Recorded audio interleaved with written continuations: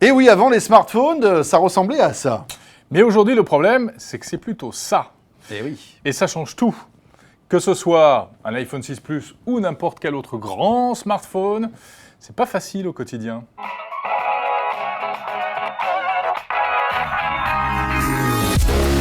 Bon alors la première chose qui saute aux yeux avec un grand smartphone, c'est la taille de l'écran.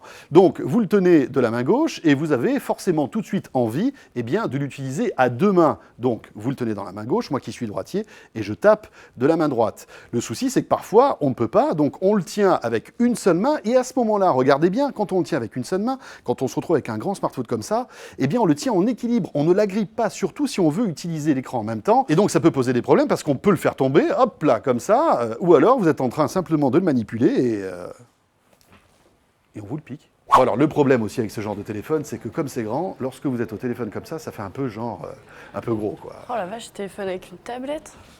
Ça va ou quoi Ok, il est certain qu'un grand écran, forcément, c'est plus encombrant. Mais ça prend tout son sens dès qu'il s'agit de consulter des contenus. Par exemple, Twitter, c'est quand même plus agréable de remonter sa timeline sur un écran XXL plutôt que sur un petit smartphone. Notamment le matin au petit déjeuner, quand on n'est pas bien réveillé, on y voit tout de suite beaucoup plus clair. Si on veut travailler, par exemple, sur un fichier Excel, là encore, on a quand même plus de facilité avec ce genre d'appareil. Et enfin, pour les loisirs, si on a un peu de temps pour regarder un film ou des vidéos, et bien sûr, un écran de grande taille, c'est quand même beaucoup plus confortable. En fait, c'est presque comme si on avait une tablette entre les mains. Pour le ranger, c'est plus compliqué. Alors, il existe des solutions malgré tout. La poche arrière du jean, voilà. Le souci, c'est que ça dépasse. Et dans la rue, c'est pas très safe. Après, il y a aussi devant. On peut le rentrer. Là, il n'y a pas de souci, il rentre entièrement. Le souci, c'est que lorsque vous vous asseyez, on le sent quand même. Et surtout, on a peur de le tordre. Il paraît que c'est à la mode en ce moment. Dernière chose, assez sympa, c'est lorsqu'on a une veste ici, on peut le mettre dans la poche intérieure de la veste. Là, c'est nickel. Ou, dernière éventualité, c'est le sac à main. Bon, j'en ai pas un tous les jours, hein. Là, c'est nickel, ça rentre, et puis on part comme ça, direct avec, hop là.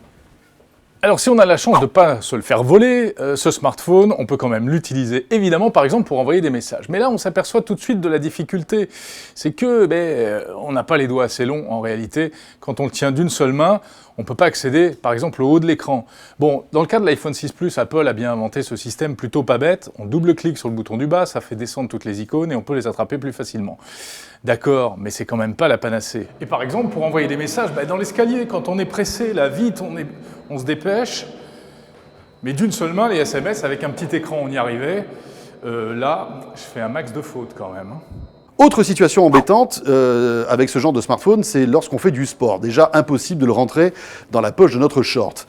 Et après, côté accessoire, ça pose aussi problème. Regardez ce brassard que j'avais avec mon ancien smartphone. Ça rentre pas. Mais alors, pas du tout. Non, ça rentre pas. Ou alors il faut le mettre comme ça. Mais là, c'est débile. Et oui, François. Et alors en voiture, c'est la même chose. Par exemple, ici, j'ai mon support qui me servait pour mes anciens smartphones.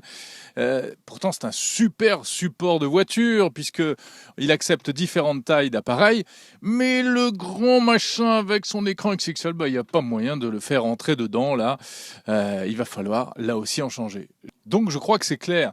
Tous les accessoires que l'on utilisait avec nos anciens appareils, quand on passe à un smartphone XXL, il faut tout racheter. Alors malgré ces quelques petits désagréments, il faut bien reconnaître que l'intérêt d'un grand smartphone comme ça, c'est par exemple lorsqu'on prend des photos. Au moment où je filme, où je prends mes photos, c'est déjà un confort absolument incomparable. Et puis tout simplement, lorsque je consulte mon album photo, là encore, c'est le pied. Alors l'autre avantage d'avoir un grand smartphone, c'est qu'en général, ça rime avec grande autonomie. Et oui, parce que comme il est grand, il y a une énorme batterie à l'intérieur. La preuve, il est 12h28 et j'ai 95% de batterie encore. C'est le rêve. Et oui François, alors c'est ainsi que les journées sont plus longues, puis les journées sont aussi plus chaudes en ce moment. Et l'avantage d'un grand smartphone, c'est que ça fait éventail. Ah ouais, ça marche. C'est génial, hein? C'est super. N'en parle pas.